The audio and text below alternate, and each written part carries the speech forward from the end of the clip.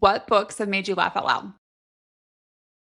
I laughed hysterically with Onyx Storm, specifically when Riddock was, just being himself. But the scene where he's like trying to hit on the guy in front of him, and he's like, I don't, I don't sleep with first year, second years, and he's like, good thing I fuck like a third, and I'm just like, and anything he does is so funny. He's just like the adorable like friend who just like wants to tag along, but also like has the best one-liners and like his shit that he does with his dragon. You're just like, oh my God, like you goofball. I love you so much. Like, can we be best friends in real life?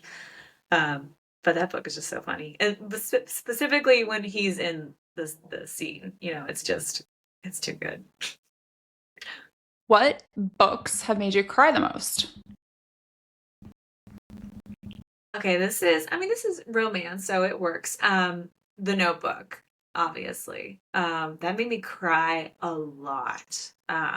Unfortunately, because it hit a little too close to home with my dad having advanced Alzheimer's.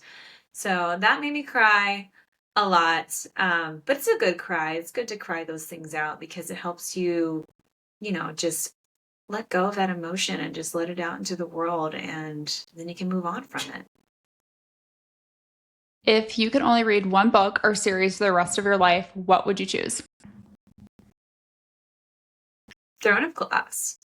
I would reread that a bunch, because there's so many different aspects to it and so many different characters, and obviously, like, the world building is really fun to enjoy, and, just how Aelin goes from, the assassin to then,